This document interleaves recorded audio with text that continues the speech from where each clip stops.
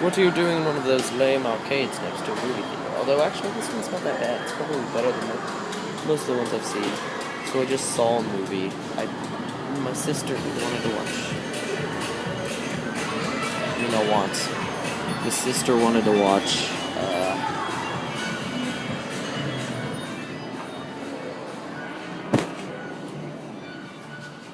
Okay, that gets rid of the sound somewhat. My sister wanted to watch God's Not Dead, and the boys were watching Rio 2, and for some reason I decided to watch Rio 2. I don't know. God's Not Dead is probably a better movie, but, whatever. Whatever, right? It was still worth it, just for this one hilarious scene that I'll touch on later. The movie was good. I thought the first one was better, more focused. The second one had way too many subplots going on. I mean, there was a plot about basically the general plot was the Blue, the main character, and his wife, because they're birds. They're the bluebirds. If you haven't seen the first movie, this won't make much sense. So just click off. But they go to like the Amazon. Okay, they're still focused on that. They go to the Amazon to. Because they've heard there were more blue macaws there, and they meet like Jewel, who is the Blue's wife, her parents, and her dad doesn't like Blue, and there's this whole sort of, it's that classic story of guy meets his wife/girlfriend's dad. The dad doesn't approve of him. He has to work to get the dad to approve of him. There's another guy that I think that had to have been voiced by some singer, because he opened himself by singing. I think it might have been Bruno Mars, but this is an exit only suite, so nobody's gonna come in here through there. Nice. But anyway, Blue is. I was gonna say, oh yeah, there's this other bird that sings. I think he was voiced by Bruno Mars. Some singer. It kind of sounded like Bruno Mars to me, and he's kind of flirty. But the real problem with the movies, there were too many friggin' subplots. There was that, and then there was a subplot about some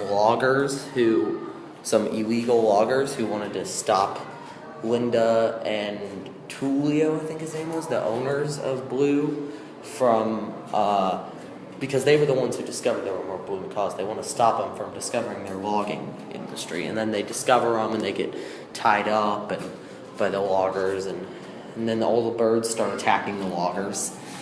Weird ending, but and there's even an entirely unnecessary but hilarious subplot of Nigel, the crazy cockatoo bird from the first movie, comes back for revenge, but he can't fly anymore, so he's just like riding this like anteater, I think, and he's just like they use his tongue for so many comedic gags, like almost every time he's on screen, his tongue is doing some comedic gag. And this really annoying gecko, no, not a gecko, like a poisonous frog that is in love with Nigel, which she sings a song about it. And I was just sitting in the theater. I think it's the first time I've ever watched a movie and just gone, oh no, please, not a song from her. Most annoying character ever. I was hoping she would die. I was disappointed. But, so other than her, though, the subplot was pretty funny, because, if you've seen the first movie, he was hilariously over the top with his crazy evil laugh. If you didn't like his character, though, that'll be a point of annoyance, because he's pretty much entirely pointless. Could have easily done the movie without him. His whole plot could have easily been cut out. It was very shoehorned in, probably because a lot of people liked the character. But I didn't mind, because it generated this one hilarious scene where he thinks he's captured Blue, but it's just some other blue macaw going for an audition, because the two weird little small birds, the fat one that's red and the yellow one that always wears a bottle cap on his head, they're holding auditions for their carnival festival, and he jumps right in the middle of one, and you know, if you've seen the first movie, he sings a whole song about how he used to be like a star or whatever. So he auditions, and he starts reciting the words to this song, and I'm like, it's good.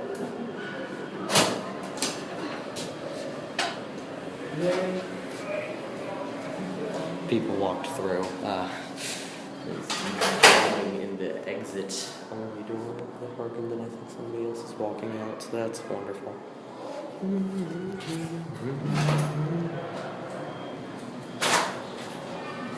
Trying to play on my phone. Okay. Hopefully that won't happen again. But anyway, he starts saying the lyrics to a song, and I'm like thinking about it. I'm like, oh no, is this going to be another pop culture reference? Because that's another problem with the movie. Way too many pop culture references, particularly in the audition scenes. But and he starts singing. At first, I thought it was some song like "Call Me Maybe" or something.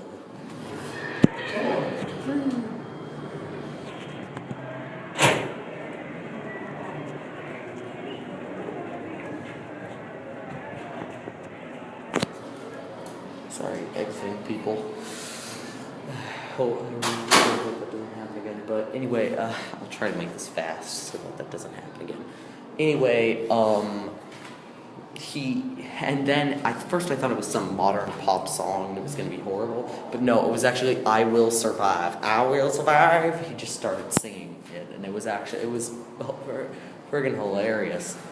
Most of the scenes with him were actually the funniest scenes in the movie, so I didn't really mind. Because I was kind of getting worried towards the end of the movie because they hadn't shown him in a while. Like, after the audition scene, they, like, never showed him again.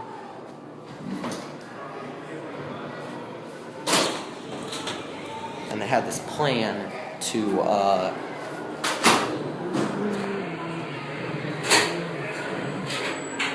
dang it. They had this plan to, him and the poisonous frog and the skunk all had this plan. The skunk never talks, by the way. Or not skunk, anteater. But anyway, he had this plan too because he was going to perform at the thing. He was going to have the poisonous frog kill the birds while he was performing. But that plan gets completely scrapped because that whole... I guess that's huge for humans. But like... The whole thing gets ruined. Alright, it's fine. That whole subplot is ruined because of the main storyline. And I was kind of worried that the subplot was gonna have a subpar ending, and I guess it was kind of a subpar ending. But I was like worrying they were just gonna forget about him completely. And it was another hilarious scene when he, spoiler alert, died. It's not that important. Spoiler alert.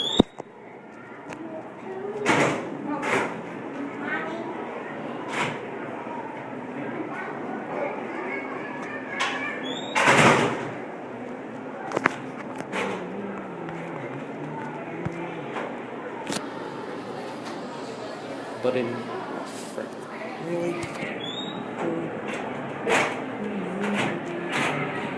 good feeling the movie just got out. Okay, in conclusion, because people walking through here, and I don't want this to take a billion years. Good movie, not as good as the first one. I kind of wish I had went to see God's Not Dead with Haley, but you know what? Whatever. It was fine. If not for anything else, then for that one scene with friggin' him singing. There was more singing in this one, which is kind of annoying, but something else is coming, so arrivederci.